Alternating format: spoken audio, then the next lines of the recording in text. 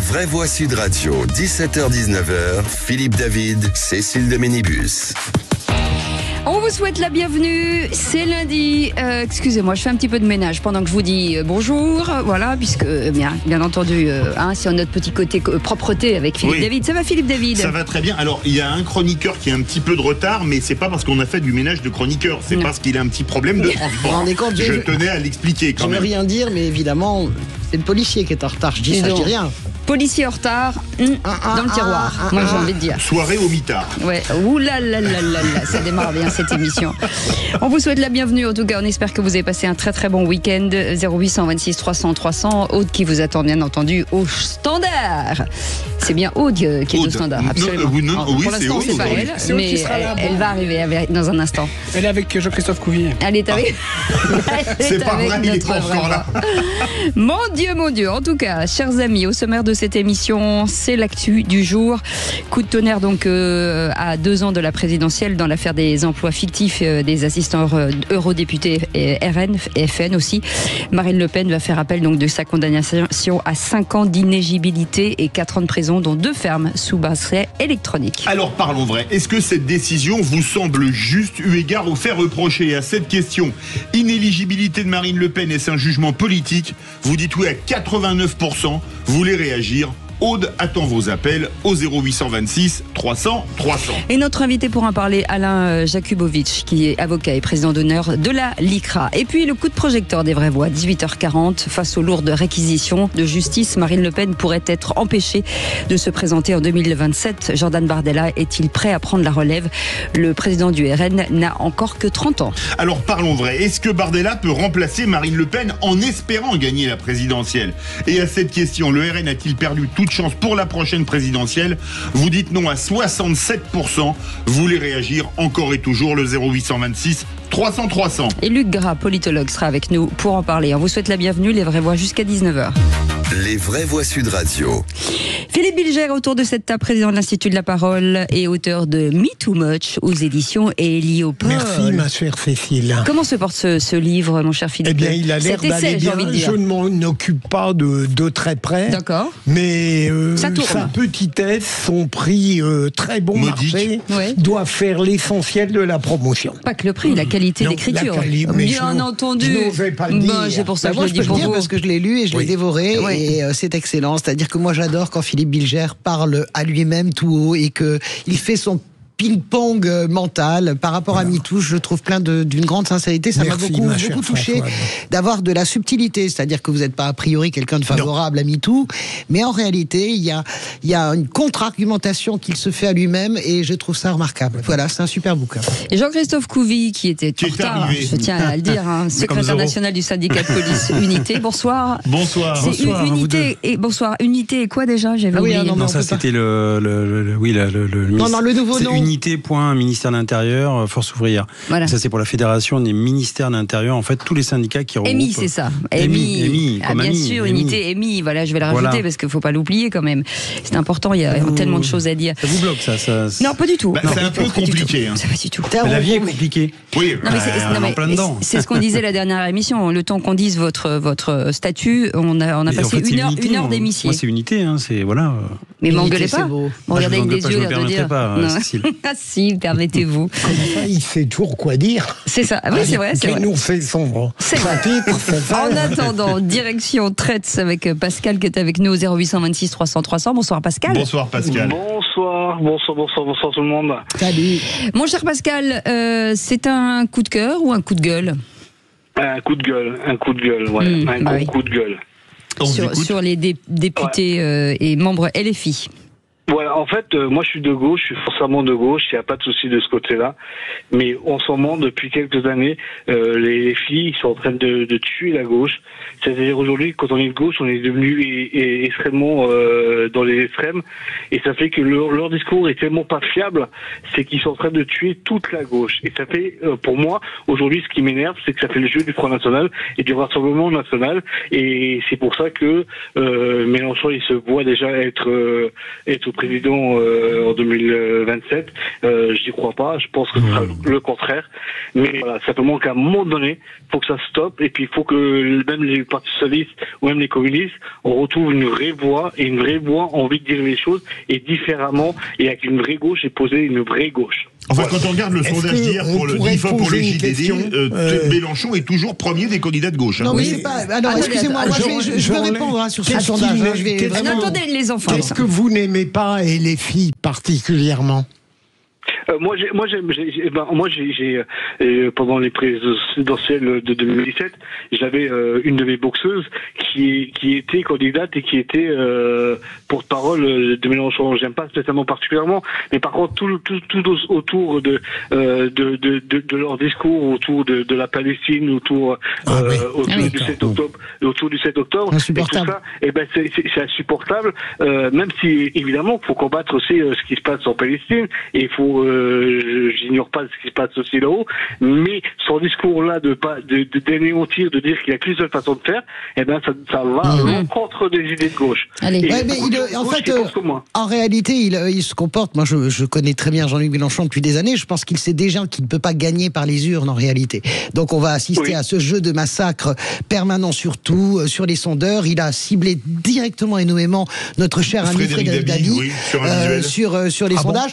Je voulais juste dire sur le fameux sondage d'hier, c'est que, et les sondeurs l'ont reconnu, vous pouvez pas fractionner PS, Verts et PC. À partir du moment où vous aurez Mélenchon d'un côté et vous aurez, c'est quasiment acté, une candidature unique. PS, Verts, PC. Quand vous additionnez, vous êtes 4, 4, 5, vous êtes déjà au-dessus de Mélenchon. Donc pour le moment, ça c'est l'affichage, vous avez le PS à 5, les Verts à 4, etc.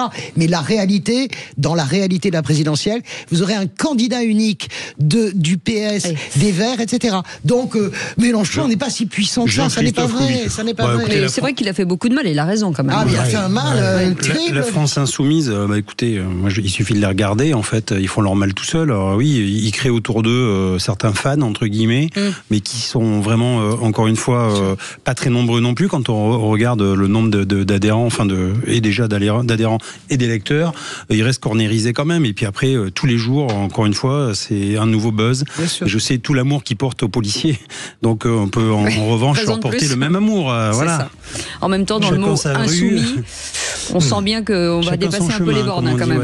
Mais moi je pense qu'il y a vraiment une stratégie de Jean-Luc Mélenchon est un politique exceptionnel, et je pense qu'il a tout à fait capté avec les forces en présence. En plus, il n'y a pas Marine Le Pen au second tour, alors là, voilà, qu'il ne peut pas gagner par les urnes. Donc il va essayer de gagner autrement. Merci beaucoup en tout cas de nous avoir appelé, Pascal. Vous restez avec nous, vous serez avec nous jusqu'au qui c'est qui l'a dit dans le réquisitoire du procureur. Alors, je l'ai changé, ma chère Cécile. Oui, je dirais que la magistrature n'est pas un bloc. La magistrature n'est pas un bloc, c'est dans un instant. Soyez les bienvenus, on est ensemble jusqu'à 19h. 0826 300 300, bienvenue à tous. Sud Radio. Sud Radio. Parlons vrai. Parlons vrai. Sud Radio. Parlons vrai. Les vraies voix Sud Radio, 17h-19h, Philippe David, Cécile de Ménibus. Bienvenue à vous, c'est lundi, on espère que vous avez passé un bon lundi. Nous, c'était très bien en tout cas de finir avec vous, avec Philippe Bilger. Mon cher Philippe, tout va bien? Tout va bien, je règle un problème urgent. Ménager, domestique. Et maintenant c'est fini. C'est le plombier. Vous n'êtes pas en train d'acheter l'un de votre livre, la Me Too Much. Vous l'avez acheté? Je pourrais faire comme certains présidents, certains ministres qui en ont acheté des tas, et donc au moins ils disent qu'ils se vendent. Bah oui, c'est ça. En tout cas, vous pouvez le retrouver dans les bonnes librairies sur internet. Ça s'appelle Me Too Much aux éditions Héliopol. Point d'interrogation, ma chère Cécile. Point d'interrogation. Oui, il est très important d'ailleurs. D'ailleurs, c'est des cas exigés.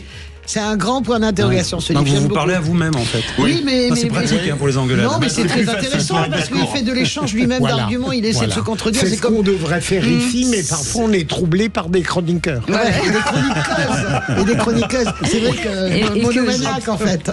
Et en parlant de queues, Françoise Degois est avec nous. Jean-Christophe Couvi, secrétaire général du. Jean-Christophe, c'est à peu près, moi, c'est plus rapide. Mais c'est la joie en folie ce soir ou quoi? Combien grave. Allez, un peu de sérieux. Dans un instant, les trois mots dans l'actu, c'est avec Félix Mathieu. Bonsoir Félix. Bonsoir tout le monde. Et de quoi parle-t-on? De Marine Le Pen, évidemment. Elle ne pourra pas se présenter à la prochaine élection présidentielle suite à la décision du tribunal correctionnel ce matin. Elle fait appel, mais ça ne suspend pas la peine d'inéligibilité. En 3 mots, coup de tonnerre. Eh bien, très bien. Tout de suite, le réquisitoire du procureur. vraies voix Sud Radio, le réquisitoire du procureur, Philippe Bilger. Un réquisitoire en béton puisque vous voulez affirmer que les magistrats ne sont pas un bloc. J'arrive même pas à rire. Mais c'était pas pour rire. C'était pas pour rire, c'était pour rire. En revanche.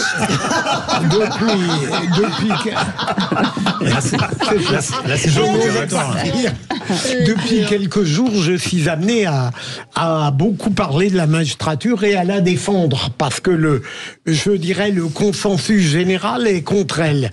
Et j'ai noté à propos des réquisitions contre Nicolas Sarkozy, j'avais dit, et j'attends la décision dans quelques semaines, que on avait une présidente de la correctionnelle totalement remarquable et un ministère public composé par 3 magistrats. On peut discuter leur point de vue, mais ils ont donné une belle image de l'accusation. Et donc voilà une juridiction qui a été remarquable. Et j'entends le jugement qui a été rendu par un autre tribunal à l'encontre de Marine Le Pen et de quelques autres. Et d'emblée, j'avais remarqué, de ce qui peut apparaître comme une présomption, j'avais lu tous les comptes rendus concernant ce procès et d'emblée, j'avais trouvé que la présidente avait un ton, une partialité que je n'appréciais pas. Donc je veux dire que parfois les jugements des citoyens sur la justice ne tiennent pas assez compte du fait qu'elle n'est pas un bloc, mais comme les journalistes ou d'autres métiers, certains sont bons, d'autres sont moins bons. Moi j'ai trouvé, je suis pas tout à fait d'accord avec vous parce que je suis souvent d'accord avec vous sur le côté de la justice et notamment sur la présidente dans le procès Sarkozy. Moi j'ai trouvé la présidente ce matin extrêmement argumentée. Toutes les cotes et tout ce qui sort, elle a mis 2h30 pour expliquer avec une argumentation, avec des mots extrêmement choisis. C'est pas des mots qui sont soit extraordinairement trop forts ou trop faibles. Elle prend du temps, elle est extrêmement sobre. Elle dit pas que Marine Le Pen est le chef, mais elle dit elle est au centre. Moi, j'ai trouvé vraiment... et en plus de ça, elle statue, ce tribunal statue dans le cadre absolument de la loi votée elle-même par tous les députés en 2016. Donc, il y a un truc... Je suis étonné que vous ayez pas... Moi, j'ai apprécié cette présidence-là du tribunal. Mais je l'ai appréciée. Ma chère Françoise, moi, on le dira tout à l'heure, hein, je dénonce une aberration intellectuelle totale. Mais ça c'est autre chose. C'est la loi Sapin 2, l'aberration intellectuelle, si vous allez par là. La manière de l'appliquer. Je ne crois pas. Christophe Couy, sur les magistrats qui ne sont pas un bloc. Non, c'est pas un bloc parce que j'en connais des magistrats, on en côtoie, on voit qu'il y a plusieurs tendances, il y a des esprits. Encore une fois, c'est pas tout lisse. Les magistrats, le droit en même temps, le droit se discute tout le temps. Enfin, c'est toujours en ébullition. C'est pas écrit et froid comme le marbre. Donc en fait, là on fait, et on sait bien qu'un magistrat sur une affaire comme ça, je vais dire que tout va être exhumé à la ligne près, la virgule, savoir si ça a été correct ou pas, bien argumenté, si ça tient le droit. Donc je pense qu'effectivement là-dessus, les magistrats ont fait le travail. Maintenant, il y a le fond, la forme, et ça après ça se discute. Sur le fond, moi je rentre pas parce que encore une fois, on n'est pas dans le procès, on sait pas ce qu'il y a comme pièce à conviction. Sur la forme, effectivement, ça interroge tous les citoyens, et là le débat peut avoir lieu. Allez, tout de suite, les 3 mots dans l'actu avec Félix Mathieu. Les vraies voix Sud Radio. 3 mots dans l'actu, Félix, qui sont coup de tonnerre. Marine Le Pen inéligible immédiatement, en plus de ses 4 ans de prison, dont 2 fermes sous bracelet électronique. La décision du tribunal correctionnel de Paris rebat les cartes de 2027 dans l'affaire des emplois fictifs d'assistants d'eurodéputés RN. La double finaliste des 2 dernières présidentielles devrait donc être empêchée de se présenter. Elle annonce faire appel, mais un appel qui n'est pas suspensif. Décision en forme de coup de tonnerre, il y a 2 ans de l'élection présidentielle. Les vraies voix Sud Radio. Correctement et vous me laissez passer. Elle est sortie du tribunal très en colère dès que l'inéligibilité avec effet immédiat a été annoncée par la présidente du tribunal, Marine Le Pen, condamnée ce matin à 4 ans de prison, dont 2 fermes aménagées sous bracelet électronique dans l'affaire des emplois fictifs d'assistants d'eurodéputés RN. Au total, 23 personnes condamnées. Le RN écope de 2 millions d'euros d'amende. Valéran de Saint-Just, ancien trésorier du FN, a parmi les premiers dénoncé une motivation politique de la présidente du tribunal. Volonté politique, ni judiciaire, ni juridique, mais politique. C'est la première fois que je vois cela écrit noir sur blanc. C'est ça qui est absolument invraisemblable. Mais on va résister. Les réactions indignées pleuvent sur ce thème au RN. Aujourd'hui, ce n'est pas seulement Marine Le Pen qui est injustement condamnée, c'est la démocratie française qui est exécutée, a tweeté le président du RN, Jordan Bardella. Une intrusion dans le jeu électoral pour le maire de Perpignan, Louis Alliot, qui est lui-même condamné, mais qui devrait pouvoir rester maire au moins jusqu'à la décision de la Cour d'appel. Même au-delà du RN, la décision de destituer un élu devrait revenir au peuple, réagit Jean-Luc Mélenchon. Et puis l'épreuve semble aussi avoir réconcilié une famille. Marion Maréchal, en tout cas réconciliée avec sa tante, puisqu'elle publie une photo d'accolade avec Marine Le Pen en estimant que celle-ci n'était coupable que du fait de mener son camp à la victoire. Au-delà même, d'ailleurs, de nos frontières, au-delà de la France, je suis Marine, a tweeté en français le chef du gouvernement hongrois Viktor Orban. Des réactions similaires au sein du gouvernement italien de Giorgia Meloni. Et puis même le Kremlin se paye le luxe de dénoncer, je cite, une violation des normes démocratiques. Le Kremlin, c'est vraiment un cadeau empoisonné. Que ce soit pour Marine Le Pen ou que ce soit pour Jordan Bardella. Bonsoir Clara. On le repousse du pied. Être soutenu par Orban et le Kremlin. Bonsoir. Orban, c'est bien. Mais Kremlin, alors là, vas-y, accroche-toi. Hein. Là, ce sparadrap, t'essaies de te décoller depuis des années, quoi. En même temps, on attendait tout de lui. Poutine, c'est pas surprenant. Non, ça m'a surprise en tout cas. Et cette décision compromet la candidature de Marine Le Pen pour 2027. Oui, elle va faire appel, mais un appel qui n'est pas suspensif. Le tribunal a sorti ses 5 ans d'inéligibilité d'une exécution provisoire. Un choix vertement dénoncé par maître Rodolphe Bosselu, l'avocat de Marine Le Pen. Je suis assez lourdement et solennellement assez consterné de voir que l'un des motifs qui permet pour le tribunal de retenir l'exécution provisoire est l'exercice par Madame Le Pen d'une défense. La présidente a indiqué que parce que Madame Le Pen, comme les autres prévenus, avait exercé les droits de la défense, comme par exemple demander une prescription, ce qui est quand même la base de n'importe quelle défense, de n'importe quel prévenu, eh bien, il y avait un risque de réitération ou de récidive. C'est totalement, absolument incroyable. Il y a une forme de criminalisation de la défense que je trouve extrêmement scandaleuse. Des propos recueillis par l'AFP justement sur ce point de l'exécution provisoire de la peine complémentaire d'inéligibilité. Au contraire, l'avocat du Parlement européen, maître Patrick Maisonneuve, dit comprendre ce choix du tribunal. J'ai eu le sentiment, j'ai compris en tous les cas, que le tribunal avait ciblé le système de défense, les comportements à l'audience. C'est quelque chose pendant les 3 mois d'audience que nous avions relevé, où il y avait un déni systématique de ce qui s'était passé pendant ces années-là. Et j'ai l'impression que le tribunal, j'ai la conviction que le tribunal a véritablement tenu compte de cette situation, de cette posture, en tous les cas, de déni, en disant, puisque vous êtes dans le déni le plus total, eh bien moi j'estime, tribunal judiciaire de Paris, qu'il y a un risque de récidive, et donc j'applique l'exécution provisoire sur la peine complémentaire d'inéligibilité. Alors on a aussi l'autre Marine de Hénin-Beaumont, vous savez, la chef du parti écologiste Marine Tondelier, qui considère là encore que la justice est la même pour tous et que cette décision, selon elle, en apporte la preuve. Elle est une justiciable comme les autres. Elle doit, elle, en premier lieu, parce qu'elle vise des fonctions aussi élevées que la présidente de la République, reconnaître que ces fonctions nécessitent de l'exemplarité. Et elle doit le savoir d'autant plus qu'elle a beaucoup plaidé contre la terre entière. C'était le RN exemplaire surtout et les autres étaient nuls. Et elle a toujours dit on est le seul parti à pas avoir de condamnés, on est le seul parti à pas détourner d'argent public. Quand on donne des leçons d'exemplarité à tout le monde, on doit commencer par se l'appliquer à soi-même. Le meilleur moyen quand on ne veut pas être condamné, c'est pas de demander des totems d'immunité pour soi-même, c'est de respecter la loi, de ne pas commettre de crimes, de ne pas commettre de délits. En tout cas, Marine Le Pen va prendre la parole. Ce sera ce soir au journal de 20h de TF1. Philippe Bilger, sans être désobligeant, vous êtes le plus âgé autour de cette table. Largement. Vous avez vu, est-ce que pour vous c'est un des principaux séismes qu'il y ait dans l'histoire de la Ve République ? C'est clair, absolument. Le procès Fillon à côté, c'est non pas dérisoire, mais Marine Le Pen, c'est un Himalaya par rapport aux collines du Massif central, quoi. Oui, je pense que je n'ai pas le souvenir d'avoir assisté à une chose aussi, un tel tremblement de terre. Je dirais. D'où ma question.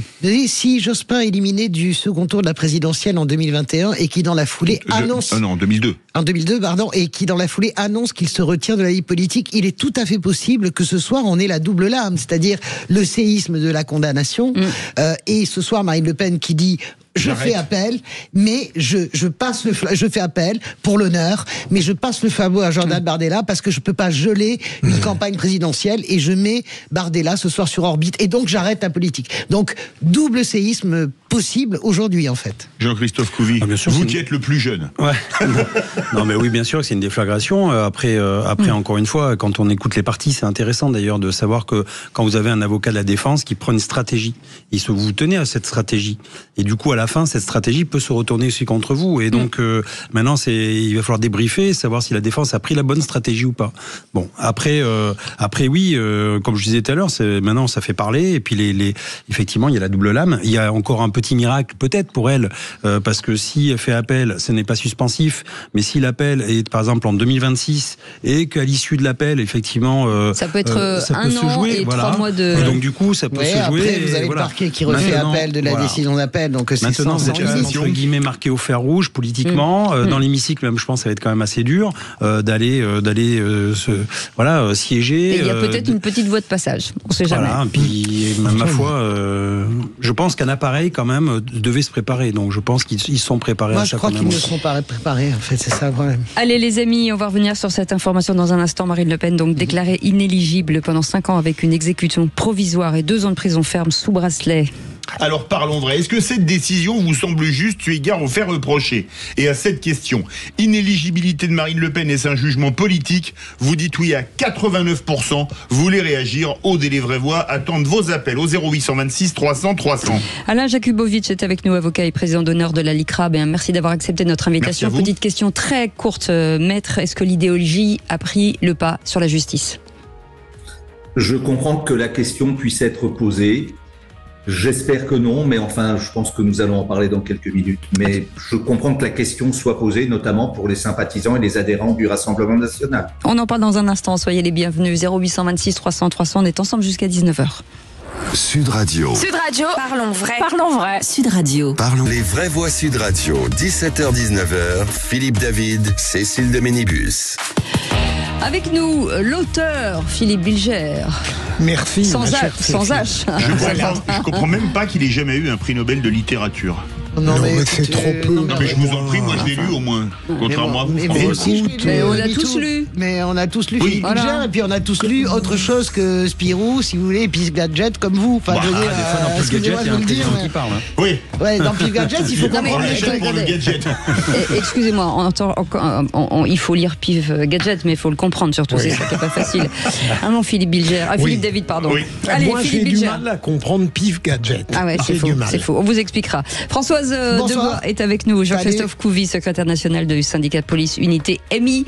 Et vous, aux 0826 300 300, soyez les bienvenus. Tout de suite, le grand débat du jour. Les vraies voix Sud Radio, le grand débat du jour. Coup de tonnerre dans la vie politique française. Marine Le Pen condamnée pour détournement de fonds publics et écope de 5 ans d'inéligibilité. C'est ma mort politique qui est réclamée. L'ancienne présidente du RN est aussi condamnée à 4 ans de prison, dont 2 ans ferme aménagés sous bracelet électronique et à 100 000 € d'amende. À partir de combien, dans les sondages, on estime qu'on est au-dessus des lois? Les juges, en toute indépendance, ont décidé d'appliquer la loi. Et ce n'est pas le législateur que je suis qui va venir commenter, discréditer une décision de justice. L'élu RN a quitté le tribunal en fin de matinée sans même attendre la fin de la lecture du jugement. Dans l'affaire des emplois fictifs des assistants eurodéputés FN, Marine Le Pen va donc faire appel de sa condamnation. 5 ans d'inéligibilité et 4 ans de prison, dont 2 fermes sous bracelet électronique. Alors parlons vrai, est-ce que ce jugement fera date dans l'histoire de la 5e République? Et à la question, inéligibilité de Marine Le Pen, est-ce un jugement politique? Vous dites oui à 89%, vous voulez réagir, le 0826 300 300. Et notre invité pour débattre avec nous, Alain Jakubowicz, qui est avocat et président d'honneur de la LICRA. Merci d'avoir accepté notre invitation, maître Philippe Bilger. Je risque d'être un peu long, mes chers animateurs, mais j'accepte volontiers de ne pas poser de questions après. Non, mais sérieusement, c'est-à-dire que je trouve que ce jugement tel que je l'ai entendu, je ne l'ai pas lu intégralement, me paraît partisan et il ne me paraît pas intelligemment politique. Sur le plan juridique, je trouve que il passe vite sur le fait que que les prévenus avaient une autre conception du rôle de l'assistant et qui n'était pas complètement absurde, puisque certains pays considèrent que l'assistant est lié aux députés et non pas au Parlement européen, et apparemment le tribunal ne le discute même pas. Deuxième anomalie, je la dirais judiciaire, l'exécution provisoire qui est mise en œuvre ne correspond à aucun des critères qui sont fixés. Et j'ajoute que ni l'exécution de la peine, ni en définitive la prévention de la récidive, qui est une absurdité. Et troisième élément qui est plus subjectif, au fond on reproche au Rassemblement national d'avoir eu une thèse qui n'était pas celle qu'a validé le tribunal en disant ils n'ont pas pu prendre conscience des infractions. Dernier élément, le désastre démocratique, puisque le Conseil constitutionnel avait émis deux petites pistes fondamentales, proportionnalité et deuxième élément, liberté de l'électeur. Et aucun de ces éléments n'a été pris en compte par le tribunal. Vraiment, d'abord, il a été pris. Si, il a été pris en compte pour Louis Alliot. C'est pour ça que il y a la différence entre Louis Alliot et Marine Le Pen. On peut, je veux dire, nous ne sommes pas dans une démocratie sondagière. Ça n'est pas parce que Marine Le Pen est à 37% dans un sondage qu'elle est élue, alors que Alliot, lui, exerce son mandat. Donc, je ne suis pas du tout d'accord avec vous sur l'exécution provisoire. Pourquoi ? Parce que vous oubliez de dire pourquoi la présidente du tribunal fonde. Elle dit le risque de récidive parce qu'ils n'ont pas pris conscience de la gravité. Je voudrais quand même pas que cette affaire d'exécution provisoire oublie de rappeler qu'il y a 4 200 000 qui sont détournés pendant des années sur un système. D'ailleurs, Jean-Luc Mélenchon va peut-être y passer prochainement. Ce ne sont pas les seuls. Hein. Le Modem aussi. Le Modem, pourquoi est-ce que François Bayrou passe entre les gouttes ? Parce qu'il n'est pas député à l'époque, alors que Jean-Luc Mélenchon l'est et que Marine Le Pen l'est également, donc ils sont bénéficiaires de ce détournement. Le deuxième point sur l'exécution provisoire, que dit la présidente ? Elle dit, l'exécution provisoire permet justement de lever l'épée de Damoclès sur la période présidentielle, c'est-à-dire, il faut raisonner à l'envers. Si nous ne mettons pas d'exécution provisoire, il y a un appel qui est suspensif, un appel, un contre-appel, et on se retrouve avec une candidate à la présidentielle qui risque d'être inéligible avant son élection, c'est-à-dire qu'elle ne peut pas purger son inéligibilité puisqu'elle devient présidente et donc elle n'est pas poursuivable. Donc, excusez-moi de vous le dire, vous qui êtes un esprit subtil en droit, moi je vous dis, il n'y a rien de politique, c'est un jugement basé sur une loi votée en 2016, la loi Sapin 2 par tous les députés, franchement. Jean-Christophe Couvi. Et j'allais dire à ça, et en plus il y a une autre loi qui vient superposer en 2017, et justement, et c'était pour à l'époque pouvoir, j'allais dire, redorer la pilule des politiques et se rapprocher parce que nous on a eu Cahuzac, alors je ne vais pas me moquer de Marine Le Pen. C'est le caractère automatique, mais en même temps le magistrat, effectivement, la charge s'inverse, c'est-à-dire c'est lui qui doit motiver pourquoi il ne fait pas l'automaticité de l'exécution provisoire. Et donc il l'a pas justifié. En fonction, oui, enfin il l'a justifié pourquoi il l'a laissé, mais en fait, effectivement, il a toujours ce critère de la personnalité. Voilà. Il aurait pu, effectivement, le magistrat aurait pu ne pas la mettre en œuvre, cette exécution provisoire, ils ne l'ont pas fait. Donc derrière, effectivement, ça interroge, et beaucoup de personnes sont interrogées là-dessus. Et après, en fait, ce qu'il faut comparer, c'est que c'est une loi très dure, mais nous, quand on voit effectivement des dealers, etc., qui eux, passent à travers les mailles du filet, ça interroge là-dessus. Et en fait, c'est souvent ce que demandent les citoyens, c'est l'équité. Voilà. C'est ça. Alain Jakubowicz, vous êtes avocat et président d'honneur de la LICRA. La question des vraies voix, c'est est-ce un jugement politique ? Quand on voit dans le réquisitoire qu'il est dit, je cite, que je n'ai pas d'éléments contre monsieur X, je crois que c'était Jean-François Jalc, mais grosso modo, ça me ferait trop mal de demander la relaxe. Est-ce que ça pose pas question pour vous qui êtes un éminent avocat ? Ça fait pire que poser la question, ça apporte une réponse. C'est absolument scandaleux, c'est absolument inacceptable, de la même façon que la façon dont le parquet semble avoir motivé la demande d'exécution provisoire dans le dossier de Madame Le Pen. Je trouve qu'il y a beaucoup de choses à dire, mais ça, c'est pas le point de vue de la justice, c'est le point de vue du parquet. C'est pas la même chose. Et je pense qu'il faut se passer aujourd'hui, non pas au niveau des réquisitions, mais de la décision qui a été rendue. Sur cette décision, moi, je vais simplement vous donner un avis de praticien du droit depuis plusieurs décennies. Sur la condamnation, j'ai rien à dire. J'étais pas au procès, je connais pas les pièces du dossier. Apparemment, tout le monde est d'accord pour dire que les faits seraient constitués. Sur la sanction, j'ai rien à dire non plus. Il y a une personnalisation de la peine. C'est un peu en deçà des réquisitions. Aucun commentaire. Sur l'inéligibilité, pas de commentaire non plus, puisqu'elle est de droit. Et à partir du moment où elle est condamnée pour détournement de fonds publics, il y a l'inéligibilité. En revanche, effectivement, je suis très dubitatif sur la motivation telle qu'elle est annoncée relativement à l'exécution provisoire. Honnêtement, selon moi, ça ne serait pas Marine Le Pen dans ce dossier, l'exécution provisoire n'est pas ordonnée. La question de la récidive, pour moi, c'est une pantalonnade. Je suis désolé, pour pouvoir récidiver, il faut se trouver dans les conditions de la récidive. Il faut avoir la possibilité de récidiver. À partir du moment où elle n'est plus en poste à Bruxelles, où elle n'a plus de fonction à ce titre, je vois difficilement comment elle peut récidiver. J'ajoute d'ailleurs que Marine Le Pen est tout ce que l'on veut, sauf une imbécile. Je veux dire que la leçon, je pense qu'elle l'a un peu comprise, et dans un dossier de droit commun, jamais on ne met en avant dans ce dossier-là la récidive. Et puis il y a quelque chose qui me choque, et là je rejoins mon confrère Bosselu, sur les droits de la défense. Enfin voilà une personne injusticiable, fût-elle Madame Marine Le Pen, qui est sanctionnée parce qu'elle dit pas « oui, c'est ma faute, c'est ma très grande faute, je reconnais que j'ai fauté ». En fait, on retrouve un petit peu dans des affaires de droit commun, on dit que le délinquant sexuel, il n'a pas compris que c'était une délinquance sexuelle et par conséquent, il y a donc un risque de récidive. Enfin, appliqué à Madame Le Pen dans ce cas-là, franchement, moi je trouve que c'est une attaque directe contre la défense, et d'ailleurs je crois que ça a été dit sur votre plateau, où à un moment on dit, voilà, c'est la défense qui n'aurait pas utilisé la bonne stratégie. Non, je suis pas d'accord, et ça n'est pas conforme au droit selon moi. Ça réagit énormément au 0826 300 300, direction Toulouse. Bonsoir Pierre. Bonsoir. Alors je viens d'écouter votre dernier intervenant. Je ne suis pas d'accord avec lui parce que au fond c'est pas le parti, c'est le parti qui est condamné, qui peut récidiver aussi. C'est pas Marine Le Pen en tant que telle, c'est Marine Le Pen en tant que présidente. Voilà. Et en effet, le parti, après tout, si demain c'est pas Madame Le Pen, c'est un autre, on pourra éventuellement considérer que, on pourrait imaginer une récidive. Par contre, là, j'ai écouté aujourd'hui pas mal de journalistes qui expliquaient que Marine Le Pen, quelque part, n'avait pas fait d'enrichissement personnel.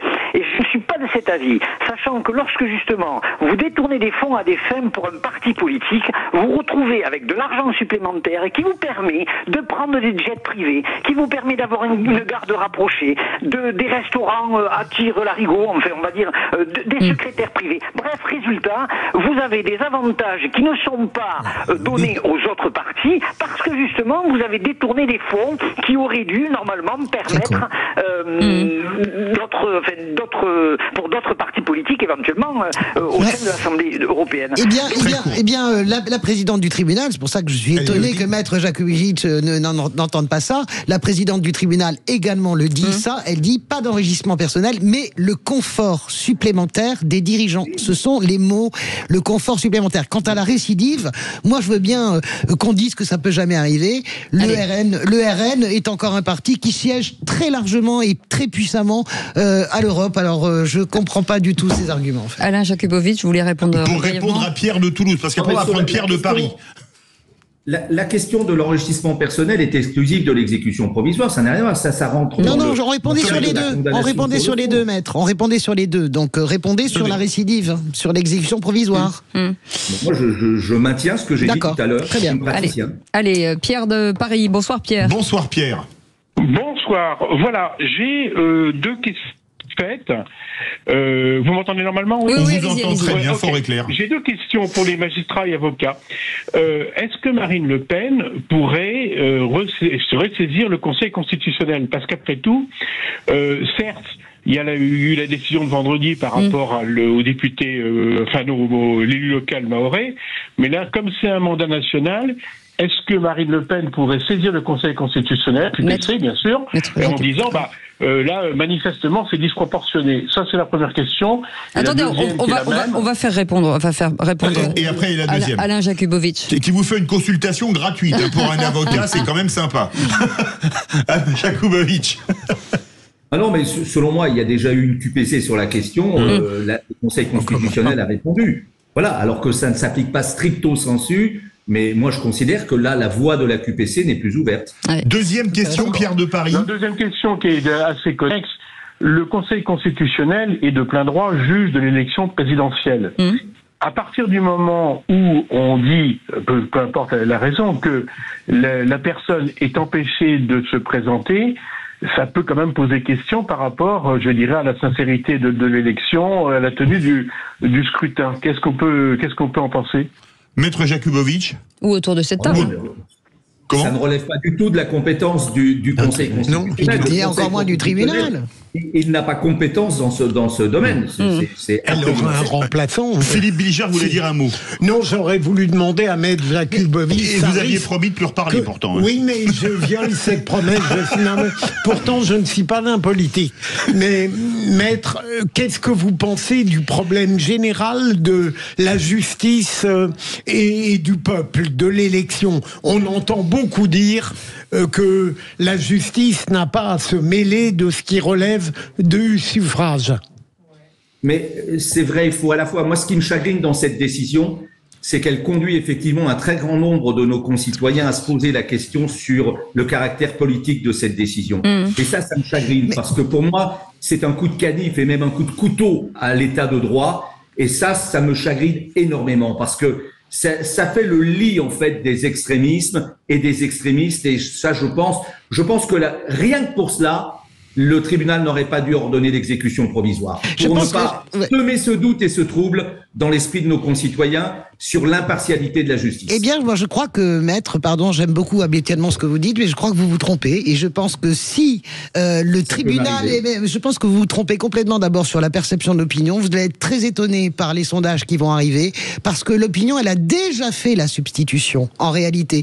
J'ai le souvenir d'un sondage qui est sorti il y a un mois, où l'opinion très largement, enfin, les électeurs du RN faisaient déjà la substitution Marine Le Pen, Jordan Bardella, et c'était il y a très très dur à encaisser, même pour Marine Le Pen. Je pense que c'est au contraire, le tribunal n'a pas tremblé, quelle que soit la pression, quel que soit, comment dirais-je, tous les prolégomènes, pataco, politico, ils sont restés dans leurs bottes. Écoutez, ils jugent le droit. Moi, qu'est-ce que je vous dise On y retourne au standard 0800. C'est pas le droit, ça. Ah mais si, écoutez, vous pouvez pas dire que c'est pas le droit à l'exécution provisoire et les 5 ans, il y a 4 millions. L'application, c'est un scandale. Il y a 200 000 euros qui ont été détournés, mais c'est délirant quand même. Mais quel rapport Avec l'exécution provisoire. Je vous l'ai déjà expliqué, vous n'avez pas écouté tout à l'heure. Qu'a dit la présidente? Quelqu'un qui est reconnu coupable de détournement de fonds ne peut pas avoir la possibilité de faire appel et de ne pas purger son inéligibilité. J'ai quelque chose d'important à dire là-dessus. Oui, maître. En fait, c'est une question de calendrier uniquement. Et il suffisait simplement de dire il y a une urgence démocratique et par conséquent, la Cour d'appel va statuer dans un délai extrêmement rapide et ça laisse même le temps à situation exceptionnelle, réponse exceptionnelle, d'une réponse de la Cour de cassation. Mais ça peut... Allez, Françoise, c'est bon. Cet argument n'est pas recevable. Françoise. Allez, Pascal, un petit mot vite fait, parce que malheureusement, on est très en retard. Dans les Bouches-du-Rhône. J'adore. Oui, rebonjour. Alors, simplement, je voulais intervenir. J'entends beaucoup de choses autour de la démocratie et tout ça. Moi, je pense que le tribunal a fait une mauvaise image de la sanction, donc ça va les mettre en victime. Moi, je pense que si on fait la démocratie, si on est contre la démocratie, c'est le parti qu'il faut lever. Jordan Bardella, si c'est pas aujourd'hui tous les électeurs du Front National, du Rassemblement National, ils votent le parti, ils votent pas spécialement le candidat. Ils peuvent mettre n'importe qui au bout, et ça sera Jordan Bardella, qui a aussi ses chances d'être élu. C'est ça, c'est-à-dire qu'elle doit être justiciable comme les autres, et être condamnable comme les autres. Voilà. Merci beaucoup, Pascal. Merci beaucoup. Et quid de Alliot? Alors, mais c'est très intéressant parce qu'il y a vraiment de la subtilité. Louis Alliot, dans l'exercice de son mandat, elle a statué, le tribunal a statué sur le fait que justement on ne peut pas bouleverser justement le scrutin. Et moi je trouve ça vachement bien, c'est la balance en fait. C'est pareil pour Marine Le Pen. Merci beaucoup Alain Jakubowicz. Merci beaucoup d'avoir accepté notre invitation. Avocat et président d'honneur de la LICRA. Vous restez avec nous. Dans un instant, le qui c'est qui l'a dit. Ils en ont dit des choses aujourd'hui. Je peux vous dire, c'est assuré que ça a parlé. Et celui qui perd prend une inéligibilité au qui c'est qui l'a dit de 3 émissions. Exécution provisoire. Oui, absolument. Ah bah oui, là c'est nous qui la décrétons. Et pas d'appel. On est tout de suite en cassation. Allez, à tout de suite. Sud Radio, votre avis fait la différence. J'adore vos débats. On entend des choses qui changent un peu de la doxa généraliste qu'on entend trop partout. Sud Radio, parlons vrai. Les vraies voix Sud Radio, 17h-19h, Philippe David, Cécile de Ménibus. Bienvenue chers amis, merci en tout cas de votre fidélité. On est ravis de vous accueillir tous les jours avec un Philippe Bilger très énergique, auteur, écrivain, magistral. Voilà. Ah ben c'est vraiment gentil, ça me donne un moral d'acier. C'est bien mon pour aborder le jeu. Le jeu, bien entendu. Je perds trop régulièrement depuis quelques temps. Bah oui, je sais. Françoise de Goua est avec nous. Salut les amis, ça va? Qui gagne pas mal, Françoise de Goua. Oui, souvent. Elle est assez bonne. Oui, souvent. Elle arrive les yeux rouges parce que je pense qu'elle a tout regardé pendant toute la nuit complète. Non, ça aussi, je vais le noter. Même quand elle ne triche pas, elle gagne. Ouais, c'est ça qui est, c'est bizarre quand même. Mais est-ce que je sache, elle ne triche pas? Mais on gagnerait toujours s'il y avait un quiz littéraire, etc. Mais jamais ils nous font ce cadeau, ça forcément. Non, parce qu'on ne peut pas éliminer notre dodu. Un quiz littéraire. Non, mais vous savez. Faites pas d'andouille, faites pas d'andouille. Mercredi, je fais un quiz sur Tintin et Milou, Pif Gadget, Astérix, là c'est le glacial, voilà. Et la bibliothèque rose. Et c'est pas du tout pour introduire Jean-Christophe Couvi, secrétaire national du syndicat de police unité MI. J'ai eu peur.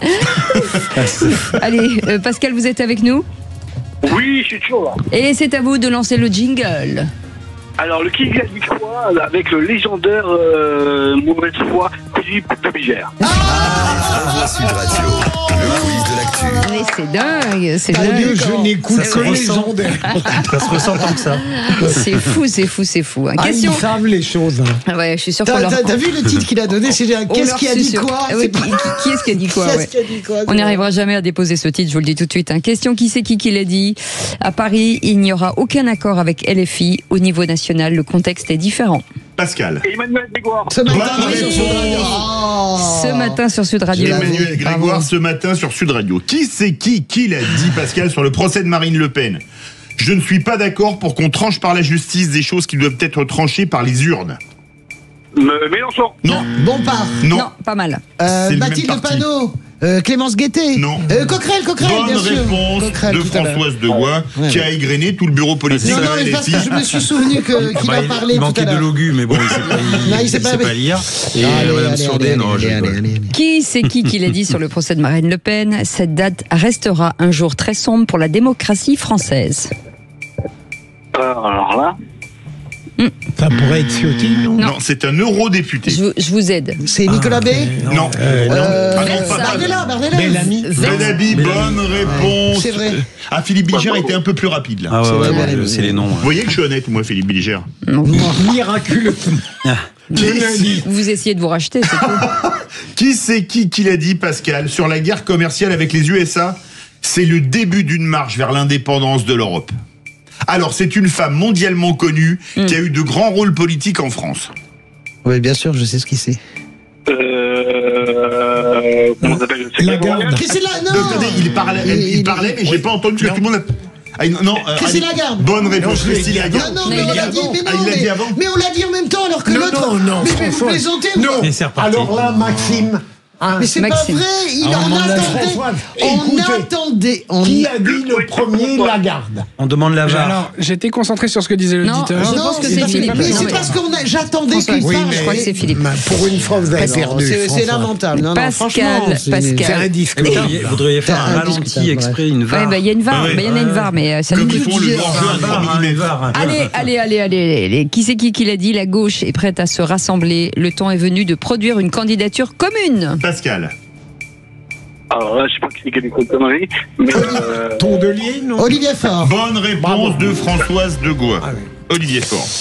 Qui c'est qui l'a dit, Pascal? Je préfère 1000 fois combattre Madame Le Pen dans les urnes qu'ailleurs. Maintenant, je veux que la justice puisse appliquer la loi. Facile. Pascal. Je l'ai dit, non? C'est pas Mélenchon? Non. Bompard. Non. Ah non, c'est un ministre. Un ministre. Un ministre. Un ministre. Qui est très connu pour sa cape. Qui n'est pas de l'intérieur. Pour ça, Cap. Qu'est-ce que c'est ces conneries? Qui n'est pas de l'intérieur. Personne ne s'appelle Ah DP. mais oui, mais c'est Jean-Noël Barrot. Non. Qui n'est pas de Qu'est-ce que vous l'intérieur. avez dit, Pascal? Non. Barreau, non. De l'extérieur. Un jockey, par exemple. Oui. DP, un jockey. Quel centurion romain a offert la moitié de sa cape à quelqu'un? Saint-Martin. Ah oui, voilà. Bonne réponse de Philippe Bilger. On voit les gens qui ont de la culture historique. Le dernier. Qui c'est qui l'a dit? 3 points. Je ne crois plus à rien avec la justice. Pascal. Voilà quelqu'un. Ça pourrait être Pascal Pro. Non. Laurent Jacobelli? Non. C'est même parti. C'est un maire. Ah mais oui, c'est comment dire, Louis Alliot. Ah bon? On y est arrivé. Bon, bien écoutez, Philippe Bilger, Françoise Degois, égalité parfaite parce que à 9. t'as triché avec Lagarde. Pascal, 3 points. Quant à la police, c'est bizarre que ce soit vous, que ce soit Jean-Michel Fauvert, que ce soit Bruno Pomar, ça répond jamais. Attendez, il ne peut pas rédiger le dossier des constatations. Il ne peut pas tout faire. Tout est prioritaire chez nous. Oui, bien sûr, je sais. On n'a pas le temps d'écouter la radio ni d'allumer la télé. Mon cher Pascal, merci beaucoup en tout cas d'avoir participé à cette émission. C'était un plaisir de vous accueillir. On vous embrasse et bien entendu continuez de nous écouter. Merci pour votre fidélité. Dans un instant, le journal et puis Rémi André pour la météo. Avec une belle semaine en tout cas, j'espère. Ça va être un peu nuageux du côté de Philippe David. Ah oui, je vais hurler et croyez-moi, il y en a certains, je vais pas leur donner le bon Dieu sans confession. Montrez-nous comment vous hurlez là. Ah ouais, d'accord. Sud Radio. Sud Radio. Parlons vrai. Parlons vrai. Sud Radio. Parlons vrai. Les vraies voix Sud Radio, 17h-19h, Philippe David, Cécile de Ménibus. Philippe Bilger est avec nous avec son livre Me Too Much aux éditions Héliopole. Françoise Degois, éditorialiste. Jean-Christophe Couvi, secrétaire national du syndicat Police Unité MI. Philippe David et en attendant le 0826 300 300. Vous nous laissez des messages et nous les écoutons. Oui, bonjour, André Meillan-sur-Garonne. Voilà, je veux intervenir. Je n'ai jamais voté pour Madame Le Pen. Bien entendu, mais je trouve antidémocratique ce qu'on est en train de faire. Il n'y a pas d'enrichissement personnel pour Madame Le Pen. C'est pour son organisation. D'autre part, ça n'a rien à voir avec le côté de Monsieur Sarkozy. Sarkozy, il est corrompu, lui. C'est différent. C'est antidémocratique, mais surtout, c'est refuser une partie de la population qui est vraiment mécontente. Et je vous remercie de m'écouter. Merci beaucoup. Philippe Bilger. La distinction est assez pertinente, mais bon, enfin, je trouve que voilà un homme qui est scandalisé, enfin, de manière très calme par la décision qui est prise à l'égard de Marine Le Pen. Ça montre qu'au-delà de l'esprit partisan, il y a des indignations citoyennes. Oui, après, vous allez voir le niveau des indignations citoyennes. Je pense que les applaudissements seront tout aussi forts et puissants parce que vous ne pouvez pas demander, et je rejoins Jean-Christophe qui disait pas ça tout à fait, vous ne pouvez pas demander à des gamins qui brûlent des bagnoles, qui se comportent de façon lamentable par rapport à l'esprit des lois de ce pays, si vous voulez, si la tête, le poisson pourri par la tête, disait Mao, il dit pas que des conneries, si à la tête, si vous voulez, de la pyramide sociale que représente la vie politique, vous n'avez pas des gens exemplaires, il dit il n'y a pas d'enrichissement personnel, ok, c'est pour son parti, 4 millions d'eux, non mais sérieusement, non mais 4 millions d'eux, c'est pas de l'argent magique, l'argent de la communauté européenne, de la Commission européenne, c'est votre argent, c'est le tien, c'est le mien. Donc, moi j'en ai un peu marre depuis ce matin, on parle que de l'exécution provisoire, on oublie le chef, elle est condamnée pour détournement de fonds à hauteur de 4 millions d'eux. Vous réalisez ce que ça veut dire? Et elle veut être candidate à la présidentielle, mais ce serait un leader de gauche, je vous dirais la même chose. C'est-à-dire, moi, Jérôme Cahuzac, ce qu'il a fait, ça m'a effondré, pourtant en tant que socialiste. Donc sérieusement, mais réveillons-nous un peu. Mais la divergence d'appréciation sur le rôle des assistants n'est pas un crime. Ouais. Il n'y a pas de divergence. Les faits sont avérés. Tomber tout le monde, hein, parce que le modem l'a fait, aussi, la gauche l'a fait. Non, jamais sur les assistants parlementaires. Jamais. LFI. Mais LFI, bien sûr. C'est la gauche. Donc voilà, non, c'est LFI, c'est pas pareil. D'ailleurs, c'est peut-être aussi pour ça qu'actuellement, les partis politiques sont quand même assez calmes par rapport à la décision et qui relativisent tout, parce qu'ils savent très bien que aussi, dans pas longtemps, ils vont peut-être passer au tourniquet. Moi, j'aimerais bien qu'on ne soit pas sur la globalisation, parce que depuis depuis plusieurs jours, les Verts, le PS et le PC, justement, sont très clairs en disant, parce que eux, ils sont pas là-dedans. Il y a rien, il y a peut-être d'autres dossiers, mais là, il y en a pas. Effectivement, Jean-Luc Mélenchon, aujourd'hui, il godille pour l'instant. Il godille et puis il fait bien de godiller. Mais en fait, je pense que effectivement, les gens ont l'impression qu'on leur vole quelque part le match, parce que cette exécution provisoire, en fait, si vous voulez, dans le mode démocratique, il y a toujours un appel. Donc là, vous êtes condamné en première instance, vous devez faire appel, et c'est qu'à l'issue de l'appel et après la cassation que vous êtes réellement déclaré coupable. Sauf que là, vous êtes déjà pénalisé avant même. Les premiers partis qui ont demandé plus de justice, plus de dureté, c'est le Rassemblement national. C'est ça qui choque dans la tête des Français. Allez, on n'a pas fini, bien entendu. On a encore 1 heure d'émission. Ne vous inquiétez pas. Dans un instant, ne soyez pas plus en colère que Philippe David. Oui, vous savez que l'une des principales spécialités culinaires de l'Ardèche, c'est la crème de marron. Oui, c'est je vais vous amener dans l'Ardèche parce que j'ai une grosse indigestion, mais pas de crème de marron. Refaites-moi un petit cri d'énervement. Sud Radio. Sud Radio. Parlons vrai. Parlons vrai. Sud Radio. Parlons vrai. Les vraies voix Sud Radio, 17h-19h, Philippe David, Cécile de Ménibus. Et autour de cette table, de cette joyeuseté, bien entendu, Françoise Degois, Jean-Christophe Couvi, secrétaire national du syndicat Police Unité MI, et Philippe Bilger, président de l'Institut de la Parole et auteur de Me Too Much aux éditions Héliopole. Et une joyeuseté, c'est quoi le contraire de joyeuseté? Une tristesté. Une tristesté.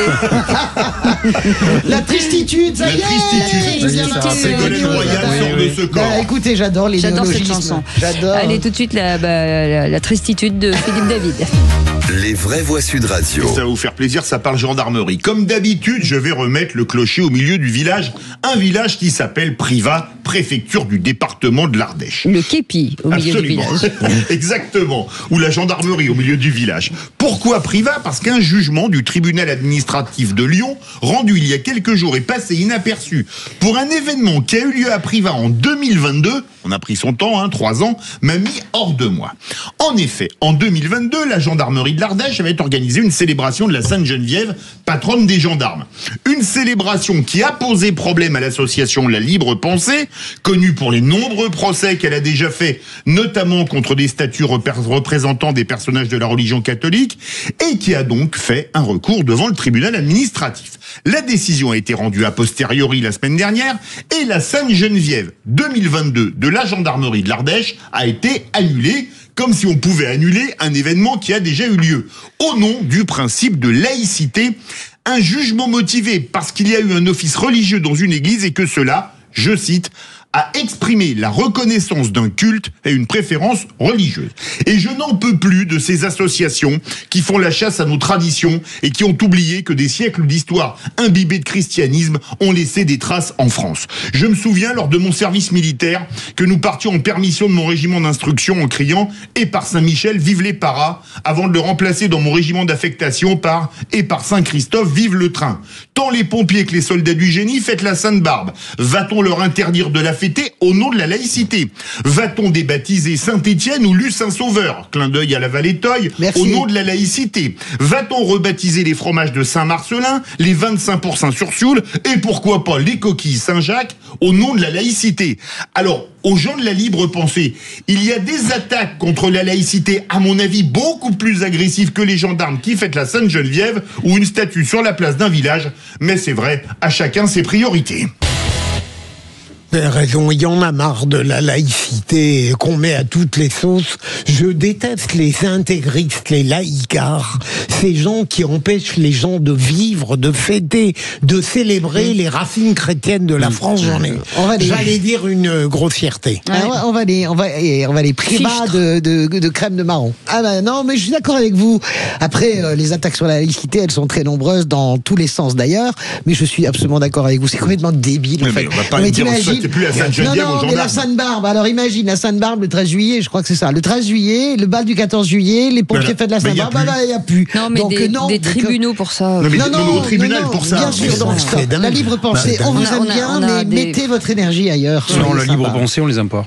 Non, mais bon. Non, pas comme ça, parce que justement, ils font du mal à la libre pensée. Non, mais bon, ça va. Parce qu'en fait, c'est dirigé. Et ce qui est compliqué, effectivement, c'est qu'en fait, il y a toute la culture, quand vous regardez l'histoire de France, l'histoire de l'Europe, etc., effectivement, ça se respecte. Nos grands-parents avaient une certaine rectitude. Et là, aujourd'hui, effectivement, on attaque tout, n'importe quoi. Et franchement, oui, c'est désolant. C'est désolant parce qu'il y a d'autres priorités. Et encore une fois, on engorge des tribunaux pour des bêtises, parce que ça reste des bêtises. Il y a un seul cas où je soutiendrai la libre censée, c'est si un jour une ville faisait une statue de Sainte Françoise de Gois, parce que là c'est vraiment pas une sainte, et je crierais au scandale. Mais moi aussi je dirais... Mais là ce serait pas l'idée. Non, vous savez ce que disait Montaigne, du plus haut qu'on tombe, on compte toujours sur son cul. Donc non, mais c'est par rapport aux statues. Vous savez, les statues, quoi qu'il advienne, il y a toujours à un moment donné des pigeons qui viennent faire caca dessus. Donc ça vous ramène quand même aux statues. Mais c'est vrai que vous avez absolument raison. Bon, la libre pensée, si vous nous écoutez. Ouais. 0826 300 300. Appelez-nous tout de suite. Réfléchissez, vraiment, pause fraîcheur, soyez sympa, lâchez-nous. Merci beaucoup Philippe David. Justement ce numéro 0826 300 300 si vous voulez réagir sur la condamnation de Marine Le Pen. Est-ce que vous trouvez ça scandaleux, mérité? On vous attend bien entendu au standard. Allez, l'info en plus avec Félix Mathieu. Les vraies voix Sud Radio. Et Jordan Bardella en appelle à une mobilisation populaire après la peine d'inéligibilité immédiate prononcée contre Marine Le Pen. Oui, le président du RN vient de lancer sur les réseaux sociaux cet appel à une mobilisation populaire et pacifique, c'est ce qu'il dit, appel accompagné par un lien vers une pétition sur le site du Rassemblement National où l'on peut lire les mots « dictature des juges ». La condamnation avec exécution provisoire de Marine Le Pen qui l'empêche d'être candidate en 2027 est un scandale démocratique, écrit Jordan Bardella. Par notre mobilisation populaire et pacifique, montrons-leur, dit-il, que la volonté du peuple est plus forte. Beaucoup de réactions vont dans le même sens au-delà du Rassemblement National. Chez LR, par exemple, François-Xavier Bellamy écrit « Quoi qu'on pense du RN et de l'affaire jugée aujourd'hui, cette date restera un jour très sombre pour la démocratie française. La candidate que les sondages placent de fait en tête à l'élection présidentielle est empêchée de concourir par une décision de justice. Cet événement inédit laissera des traces profondes, écrit François-Xavier Bellamy. Même Marion Maréchal, qui avait quitté le bercail, le parti familial, semble réconcilié avec sa tante. Des juges se pensant au-dessus du peuple souverain ont décidé d'exécuter dans un tribunal celles qu'ils n'ont jamais pu faire reculer dans les urnes. Marine Le Pen menait notre camp sur le chemin de la victoire. C'est sa seule culpabilité. C'est bien pour ça qu'elle est condamnée, écrit Marion Maréchal.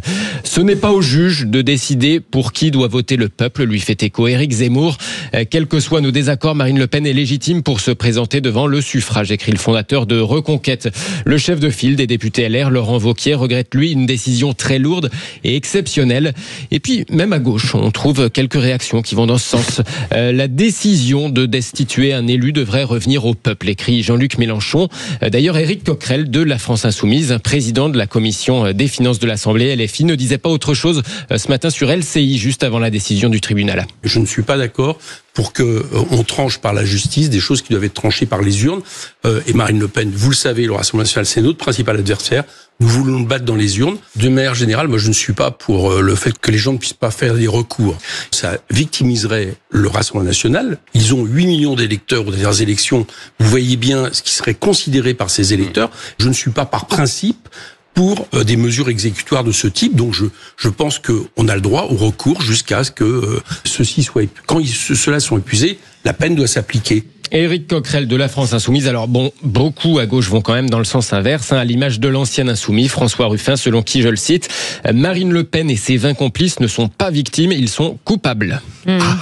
Lui, c'est un lâche, Ruffin. Je l'ai jamais. À un moment donné, je trouvais qu'il représentait une espérance. Depuis qu'il a quitté Mélenchon, c'est très étrange. Il ne parvient pas à montrer le courage qu'il avait avant. Oui, bon. Par ailleurs, ce qu'il dit est extrêmement juste. Je veux dire, elle est reconnue coupable. Moi, ça me fait sourire, en fait. J'adore entendre l'hypocrisie des Républicains, parce que c'est quand même par ici la bonne soupe. Éric Zemmour, là, ça y est, tout le monde a repris des couleurs avec l'élimination de Marine Le Pen. Oui. Jean-Christophe ? Ouais, non, mais effectivement, c'est un choc parce que ça va rebattre les cartes complètement pour 2027. Et en fait, maintenant, tous les jeux sont faits. Ça va créer des couloirs, peut-être même à droite, qui étaient bien étroits et du coup, ça va ouvrir des perspectives pour certains ou certaines. Donc oui, là, c'est le chamboule-tout. Oui, ça va tout remettre. Ce numéro 0826 300 300. Mais dites-nous ce que vous en pensez. Est-ce que il y a deux camps, hein. Il y a certains qui décident de dire que c'est totalement politique, d'autres qui disent que c'est totalement mérité. On craint aussi pour d'autres partis, Françoise aussi, qui pourraient tomber sur ce même sujet. Ça c'est mon coup de gueule, c'est ça. Oui, c'est-à-dire que j'entends bien moi ce que dit Jean-Luc Mélenchon et ce que dit Éric Coquerel, parce que évidemment il y a quelque chose de similaire qui est en train d'arriver. Vous savez que les juges européens ont remis à la justice française toute une enquête qui date de 2017 sur les assistants parlementaires de Jean-Luc Mélenchon et évidemment on va voir ce que ça peut donner, mais ça peut aller vite aussi pour lui. Absolument. Ce numéro 0826 300 300, c'est Frédéric qui est avec nous. Bonsoir Frédéric. Bonsoir Frédéric. Oui, bonsoir messieurs, bonsoir madame. Bonsoir. Je vous appelais par rapport à l'inéligibilité de madame Le Pen. Oui. Et la question que je me posais, parce que j'ai cru comprendre qu'il avait été évoqué ça tout à l'heure quand vous parliez, est-ce qu'il y a eu dans d'autres pays européens des décisions qui ont relaxé les députés européens qui avaient fait la même chose avec leurs propres attachés parlementaires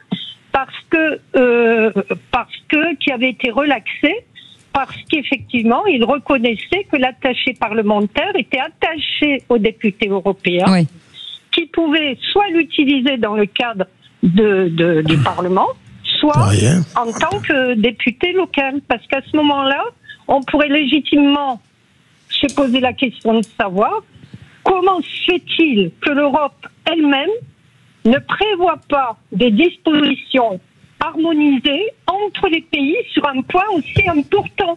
Il y a une inégalité devant la loi par rapport entre les députés, entre eux. D'abord, je vais répondre à cette question parce que ça c'est un peu flou ce que vous dites Frédéric. La réalité c'est que Marine Le Pen elle est française, donc elle dépend de la législation française. Elle sait très bien qu'un attaché parlementaire fait de la législation, à l'époque, fait de la législation à Bruxelles ou au Parlement à Strasbourg. Depuis, les choses ont changé. Quand vous êtes député européen, vous avez une enveloppe de 22 000 euros, payée directement d'ailleurs par le Parlement européen, enfin par Bruxelles. Directement, les salaires sont payés directement. Vous avez droit à 3 assistants à Bruxelles et Strasbourg et vous avez droit à 2 assistants dans l'endroit où vous vivez. Donc, il y a aucune contestation même sur la véracité du détournement de Marine Le Pen. Je sais bien que vous pensez à d'autres pays, mais en l'occurrence, Marine Le Pen, elle est française, donc elle applique la législation française. Merci en tout cas Frédéric de nous avoir appelés. On continue dans un instant. On reviendra dans le coup de projecteur des vraies voix sur ces lourdes réquisitions de justice contre Marine Le Pen. N'hésitez pas. Décision, pardon. 0826 300 300. Vous allez pouvoir bien entendu commenter avec nous jusqu'à 19h. Dans un instant, le tour de table de l'actu des vraies voix. Philippe Bilger. Je vais parler de Donald Trump. Françoise Degois. Je vais parler du trio qui risque d'être éliminé, de ne plus jamais voir le jour en 2027. Et puis Jean-Christophe Couvi. J'ai parlé d'une école maternelle à Saint-Ouen qui risque fermer et les déplacer à cause d'un point de deal qu'on n'arrive pas à purger. 0826 300 300. On a envie de vous entendre sur ce procès de Marine Le Pen. On est ensemble jusqu'à 19h. Sud Radio. Sud Radio. Parlons vrai. Parlons vrai. Sud Radio. Parlons vrai. Les vraies voix Sud Radio. 17h-19h. Philippe David, Cécile de Ménibus. Entouré des meilleurs. Bon, je le dis tous les jours, mais bon, on s'en fout. C'est les meilleurs du jour. Voilà, c'est les gagnants. Philippe Bilger, c'est meilleur du lundi au vendredi. Oui, mais Philippe, il arrive toujours en tête. On n'y peut rien, c'est comme ça. Il court comme un lapin. Je fais politique de présence. Bien entendu, alors que vous êtes bien devant. C'est terrible, c'est terrible. Françoise Degois qui court vite. Quand même. Mais elle court pas dans le bon sens, c'est ça son problème. Pas dans le bon sens pour Philippe Bilger. Elle n'est jamais en retard, en tout cas. Ouais, non, jamais. Dès qu'il y a des bons becs, elle est toujours là, de toute façon. Jean-Christophe Couvi qui est avec nous, secrétaire national du syndicat police, unité MI, et vous au 0826 300 300, puisqu'aujourd'hui on fait une édition spéciale sur la condamnation de Marine Le Pen à 4 ans, dont 2 fermes, et puis inéligibilité. Donc elle ne pourra sans doute pas se présenter en 2027. Allez, tout de suite, Philippe Bilger, vous vouliez requérir peut-être ou traiter Trump. Marine Le Pen a été condamnée pour avoir transgressé une loi pénale, détournement de fonds publics.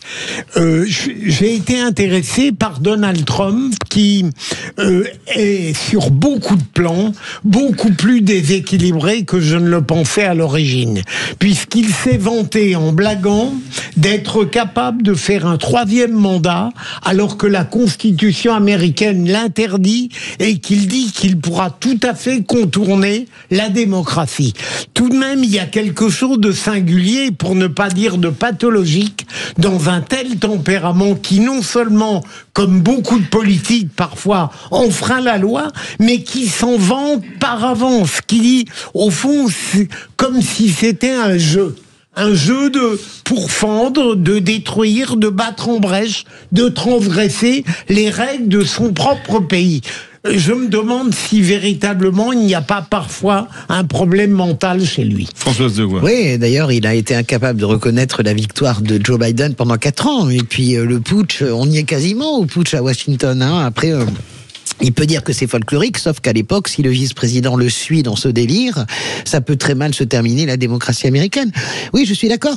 Et il fait partie, comme J.D. Vance, de tous ces gens qui pourfendent en permanence l'état de droit. En gros, il y a une loi, il y a la Cour suprême, et on s'assoit dessus parce que seul compte ma décision. Ça s'appelle un régime libéral, et si vous poussez, ça devient une dictature. Donc oui, il y a une psyché, en tout cas, d'autoritarisme pur de la part, évidemment, de Donald Trump. Et c'est très dangereux, il n'y a plus rien à attendre, en fait. Je pense qu'il n'y a plus grand chose à attendre. Nous, on a une image, une image idyllique quand même des États-Unis. Ça nous fait rêver, New York, on a grandi, etc. Quand vous entendez le présentateur de Fox News qui dit, mais écoutez, sur le Groenland, on a bien envoyé 2 bombes atomiques sur Hiroshima et Nagasaki, c'était hier, on peut en envoyer une sur le Groenland. Que vous entendez Donald Trump, vous dites, bon, qu'est-ce qu'on peut attendre, nous, de cette équipe-là? Pas grand-chose, en fait. Jean-Christophe Couvi. En fait, c'est la problématique des gens qui estiment avoir un destin. C'est-à-dire qu'ils se voient mal raccrocher les crampons, c'est le cas de dire, pour parler des footballeurs, des rugbymen, mais c'est un peu ça. Et se dire, mais en fait, je suis là, je suis un élu, parce que j'ai échappé quand même à plusieurs attentats, dont un qui était vraiment très proche. Voilà, c'est un miraculé. Et donc, du coup, ça vous donne un sursaut d'énergie et dire, mais en fait, voilà, mon destin, maintenant, c'est ici. Et à vie, je serai. C'est du césarisme. C'est ça. Donc ça va se finir peut-être en démocrature en fait. C'est un peu ça. C'est du césarisme. François, qu'un être annonce par avance qu'il a l'intention de transgresser la loi. C'est tout de même rare. Non, mais je suis d'accord. C'est transgressions. C'est le temps des monstres. Vous savez, Gramsci, il avait tout dit du fin fond de sa prison. Il avait dit, voilà, le vieux monde meurt, le nouveau monde peine à naître, et dans le clair-obscur surgissent les monstres. On est dans le temps des monstres. On a Trump, on a Poutine, on a Xi, on a Milei en Argentine. C'est-à-dire des gens qui ne... pas le même plan. Mais si, bien sûr, parce que Milei, il fait pareil. Il s'assoit aussi sur l'état de droit. Mais il est très efficace. Mais il n'y a aucune efficacité. Vous avez la population d'Argentine qui la pauvreté a augmenté de 30%. Mais vous ne pouvez pas parler d'efficacité quand vous avez 30% de gens de pauvres en plus. Enfin, moi, je veux bien tout ce qu'on veut, Philippe. Mais enfin, vous pouvez le faire, hein. Mais moi, je suis contre ça. Non, mais c'est des monstres. En fait, au sens, ce que dit Jean-Christophe est tout à fait exact. J'ai un destin. C'est ça. Le plus important, c'est ce que je pense, et on y va. Voilà. Votre tour de table, Françoise Degois, sur les... vite. Allez-y. Ouais. C'est le trio. Moi, j'ai envie de l'appeler le trio infernal. Vous savez, 2017-2022, eh bien, il y avait Emmanuel Macron, Marine Le Pen et Jean-Luc Mélenchon. Déjà en 2017, il frise le second tour de façon très courte, Jean-Luc Mélenchon. 2022, bis repetita. Vous avez cette espèce de trou noir qui absorbe tout. Vous avez Le Pen, Macron et le trou noir Mélenchon qui embarque le... Eh bien, je me dis que peut-être que 2027 va être ce moment où il y en a 2 déjà qui n'y seront pas, a priori pas quasiment à 100%. Emmanuel Macron, ça c'est sûr, parce qu'il ne peut pas. Marine Le Pen, à 90% n'y sera pas. Il reste Jean-Luc Mélenchon. Et je me dis qu'au fond, est-ce que c'est pas une merveilleuse opportunité tout ça pour faire émerger, j'ai pas dit une nouvelle génération en termes d'âge, mais faire émerger de nouvelles têtes. Ça fait quand même 2 présidentielles qu'on est dans ce trio-là trio-là, qui est pas un trio satisfaisant. On va tous voter Macron pour barrer Le Pen, on va tous voter Mélenchon par vote utile pour que la gauche soit au second tour. Tout ça, ça a donné quand même des réflexes de vote un peu complètement tourneboulés. Eh bien, peut-être qu'on va retomber sur nos pattes en 2027. Philippe Bilger. Oui, moi, c'est sûr que le renouvellement de la vie politique avec des anciens va se faire en 2027. On va retrouver les mêmes, mais peut-être qu'on aura, à droite en tout cas, un peu plus d'espoir. Précisément, si Marine Le Pen ne vient pas, il y aura de la place pour quelqu'un comme Retailleau. C'est clair. Oui, c'est sûr que c'est un chamboule-tout. On assiste vraiment à un chamboule-tout politique. Et effectivement, je suis d'accord. En fait, des deux côtés, c'est un peu comme les piles. Vous avez toujours besoin du plus et du moins. Et on a besoin toujours d'un adversaire. Vous êtes bon en électricité. Ouais, je fais des miracles avec mes mains. Mais effectivement, mais quel vantard, celui-là.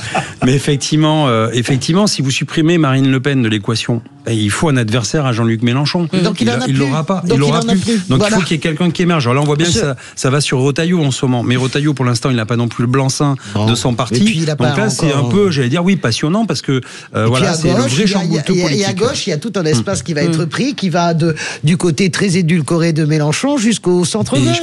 Et c'est absolument génial. Moi, je me dis, et en 2027, je pense qu'il y aura des têtes qu'on ne connaît peut-être pas forcément encore qui vont émerger. Voilà, et ces nouvelles têtes-là vont peut-être effectivement apporter de l'air. Jean-Christophe Clouvy, mobilisation populaire, pétition, tractage, en tout cas, le Rassemblement national s'organise. On voit bien qu'il y a effectivement une réaction. Maintenant, ça va encore emmener du monde dans la rue, parce que on voit bien que c'est ce que veut le Rassemblement national. Ça va nous faire du boulot policier, parce qu'il va falloir aussi encadrer ces manifestations. Il faut qu'elles restent pacifiques. Et on voit bien qu'on veut justement profiter un petit peu de la gronde. Le peuple et on a l'impression que ça veut dire qu'il y a des groupes qui pourraient s'immiscer. S'immiscer pour justement venir aux mains aussi, parce qu'en face. Il y a la jeune garde et il y a les antifas. Et donc, du coup, ça va créer encore une fois des troubles publics, ou ça risque de créer des troubles publics. Nous, notre boulot, c'est que les gens puissent s'exprimer calmement dans la rue.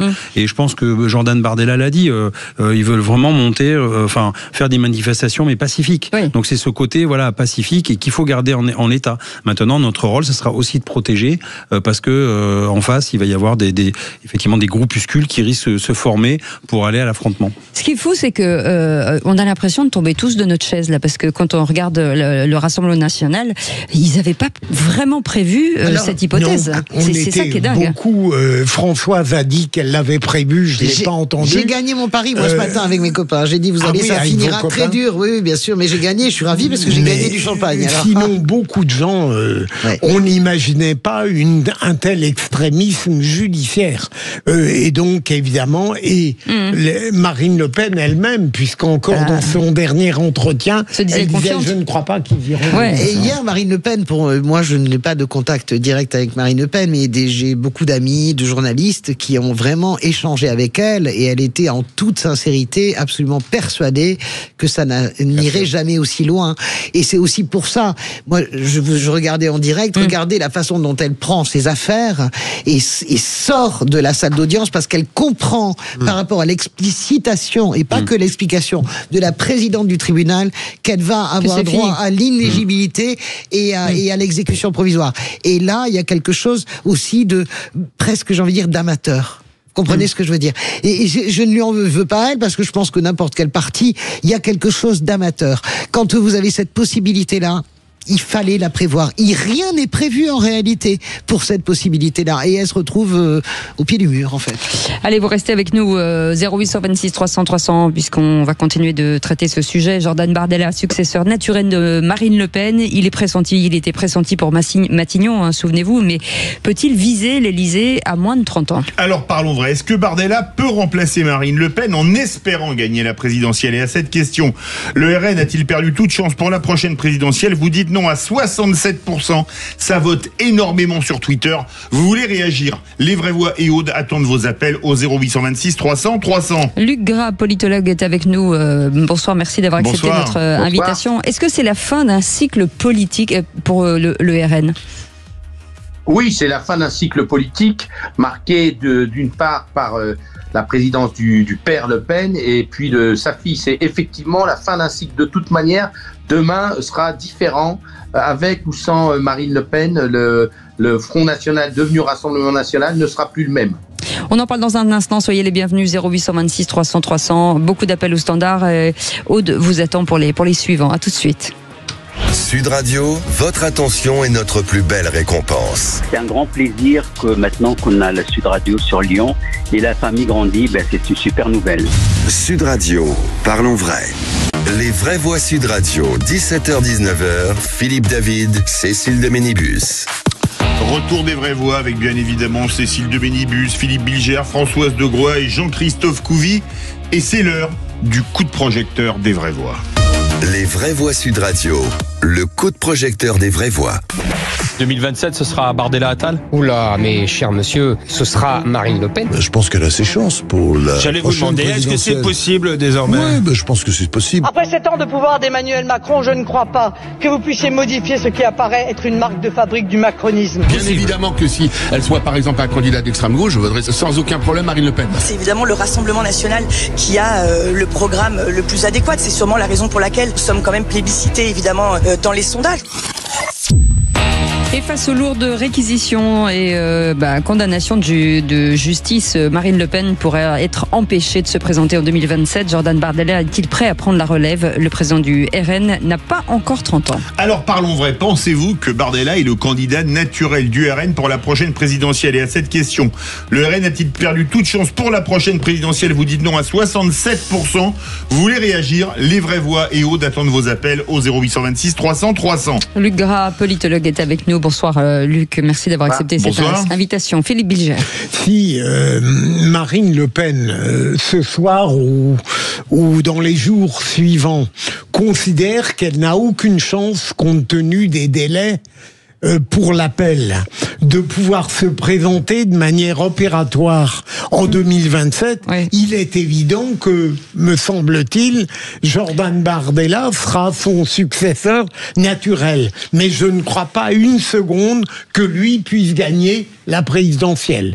Il est évident que pour un certain nombre de raisons, il ne sera pas capable de prendre la relève sur le plan de la possible victoire de Marine Le Pen. En revanche, je crois que si Jordan Bardella devenait une figure importante, voire centrale, de la droite extrême, eh bien, ce serait peut-être le retour, quasiment le retour de quelqu'un comme Marion Maréchal, qui s'entend très bien avec Jordan Bardella, et on pourrait voir dans les prochaines années, enfin une union des droites se réaliser. Vous pensez que Bardella est le candidat naturel, ou vous envoyez un autre? Venez nous dire qui au 0826 300 300, Françoise de Groix. En tout cas, elle a intérêt de décider très vite, Marine Le Pen. C'est pour ça que je pense que c'est une acmé, c'est un momentum politique très puissant ce qui se passe, avec ce soir son intervention au journal de 20h.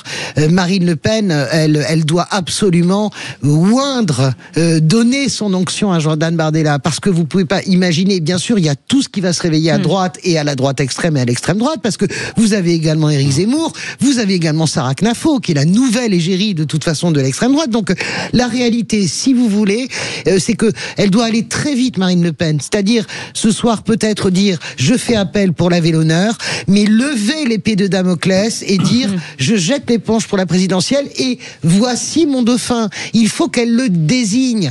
Le Front National n'est pas un petit endroit tranquille. Il y a beaucoup de gens qui détestent Jordan Bardella. Et pourquoi Louis Alliot ne se verrait pas un destin présidentiel? Pourquoi pas? Il peut y avoir d'autres gens. Voilà. Jean-Christophe Couvi. Alors après, effectivement, il va y avoir donc une stratégie à obtenir. Déjà, il doit y avoir une communication de crise, parce que quand on est en crise comme ça dans un appareil, il faut tenir l'appareil. Et donc, est-ce que Jordan Bardella, il est capable de tenir un appareil? Non, il le tient parce qu'il y a maman. Si je parle dans comme tout ça, appareil, alors que ce soit syndical, politique, etc. Il y a toujours des courants. Et donc, en fait, c'est celui qui rassemble le plus et qui est capable de justement de faire la synthèse de tout, qui est l'homme ou la femme de la situation. Là, est-ce que il va pas manquer d'épaisseur politique? Il faut avoir le cuir épais quand même. Alors je pense qu'il a quand même parce que il est formaté pour ça. Maintenant, effectivement, les rassemblements, on le voit. Est-ce que aussi c'est pour, est-ce que tu disais tout à l'heure, influencer l'opinion publique pour pousser justement à ce que l'appel soit très très rapide ou dans l'année ou l'année prochaine au maximum.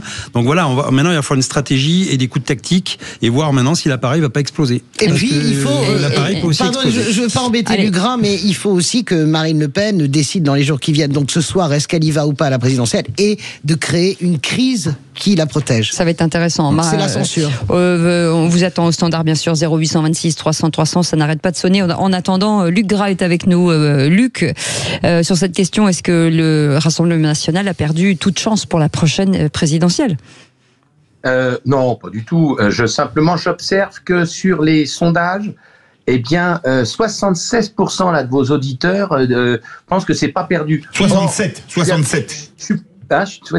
Je suis habitué sur cette excellente radio, qui est Sud Radio, d'avoir des pourcentages parfois plus importants. Ça peut traduire quelque part une forme de doute. Parce que souvent, on a des sondages à 90%, 85%, 95%. Là, il y a 76%. Donc, il peut y avoir un petit doute. Sur le fond, Jordan Bardella était un excellent plan B en situation de confort où Marine Le Pen tenait le gouvernail. C'était vraiment le gendre idéal, le second quartier parfait. Le problème, c'est que là, on rentre pour le Rassemblement national aujourd'hui dans une période de crise.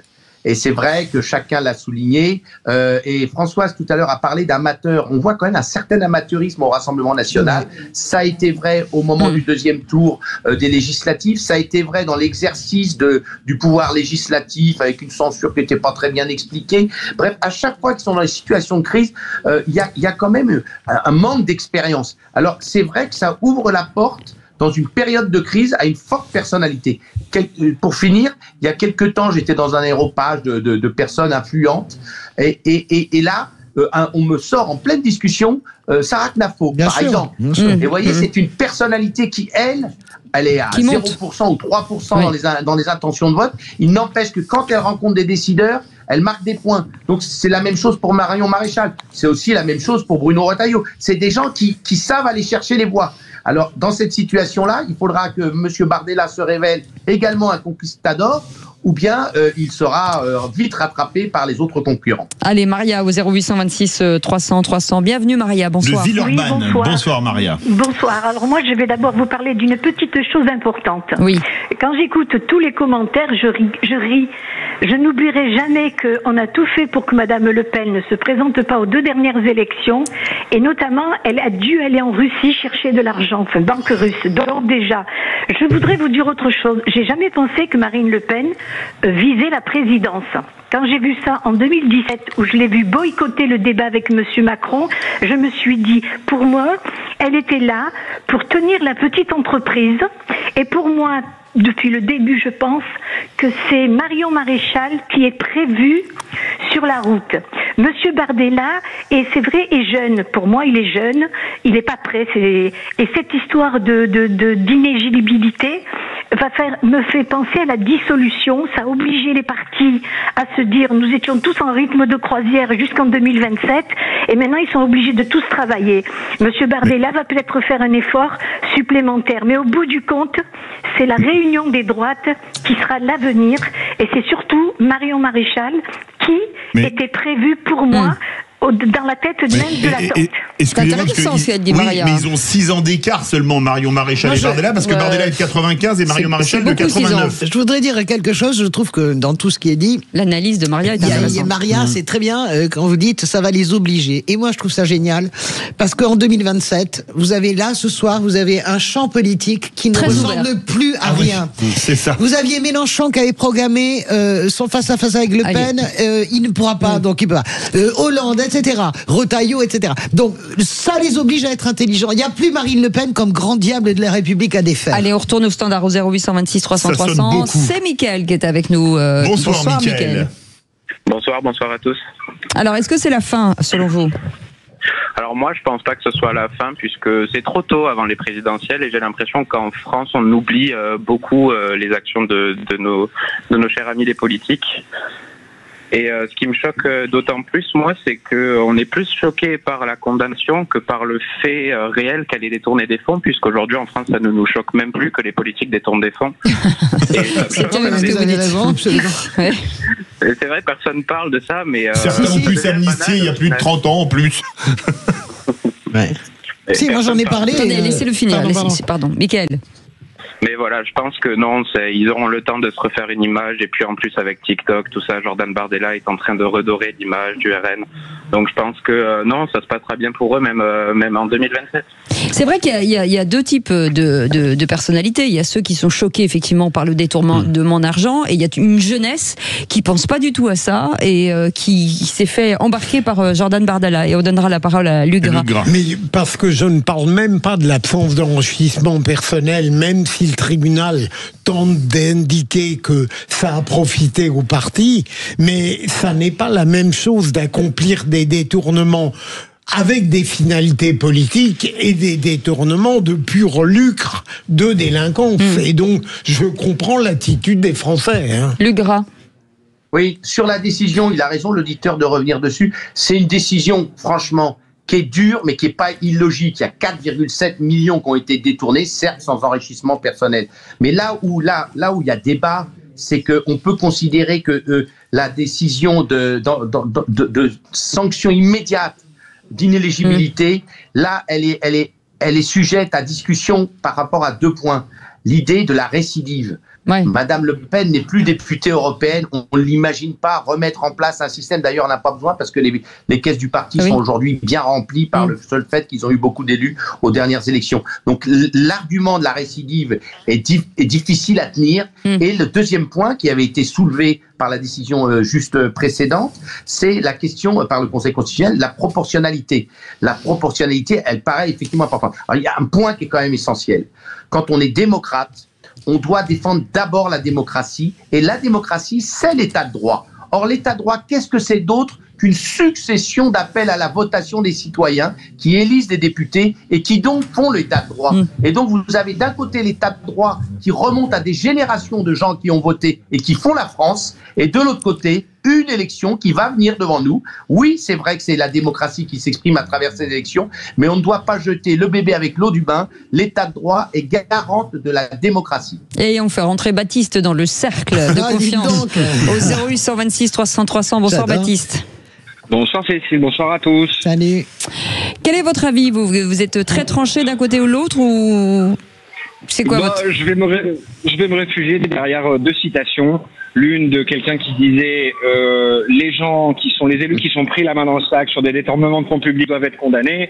Un autre qui disait quand un délinquant revient pour la 17e fois devant le tribunal, il doit être condamné pour l'ensemble de son œuvre. Ces 2 personnes sont Marine Le Pen et Nicolas Sarkozy.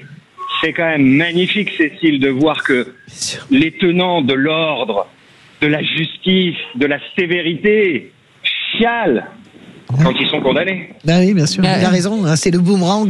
Jamais personne. Vous avez raison. Jamais personne n'a été aussi dur et plus moraliste que Nicolas Sarkozy et le Rassemblement national. Marine Le Pen, là, c'est horrible pour elle. Ressortent toutes ces vidéos où elle demande encore plus. Mais oui, mais François, on laisse penser que, et Dieu sait que Nicolas Sarkozy et Marine Le Pen dénonçaient des infractions de commune mesure avec ce qui leur est reproché. Non, on parlait de corruption, là. Marine Le Pen, ce qui ressort, c'est la corruption. On parle pas du laxisme à l'égard des délinquants. Baptiste. Allez-y, Baptiste. Non, en fait, très sincèrement, c'est pas du tout. C'est une question naïve. Elle est pas du tout faussement naïve ou piégeuse. Mais c'est qu'on est rarement d'accord avec Philippe Bilger. On n'est clairement pas de la même équipe. Mais par contre, j'ai envie de m'adresser à l'homme de justice, au magistrat. Et je veux vraiment qu'il me dise sincèrement qui trouve que les décisions concernant Sarkozy et Marine Le Pen sont scandaleuses d'un point de vue du droit. Les décisions concernant Sarkozy ne le sont absolument pas, parce qu'on a eu à chaque fois, me semble-t-il, que ce soit pour les relax, les non-lieux ou les condamnations, des magistrats remarquables. Je ne dirais pas la même chose pour le jugement à l'égard de Marine Le Pen. Merci beaucoup en tout cas de nous avoir appelé Baptiste. Merci à Mickaël et merci à tous ceux qui nous ont appelés aujourd'hui. Prendre non plus d'ailleurs. Bien entendu, parce que ça continue à être sonné au 0826 300 300. Merci beaucoup Françoise Degois, merci Philippe Bilger, merci Jean-Christophe Couvi, merci Luc Gras, politologue, de nous avoir accompagnés sur ce sujet. Merci à notre équipe, j'ai du mal à le dire, hein. Maxime, avec Aude, avec Nelly bien entendu et Félix. Dans un instant, les vraies voix et Justine bien entendu. Et dans un instant, les vraies voix citoyennes. Avec deux belles associations, une qui vient en aide à l'Ukraine puisqu'il y a d'énormes besoins là-bas et une autre association qui vient en aide aux femmes. Très bien, en tout cas encore une émission passionnante bien entendu, et on vous retrouve en tout cas pour ce duo demain à partir de 17h. Passez une très très belle soirée. Sud Radio. Parlons vrai. Parlons vrai. Sud Radio. Parlons vrai.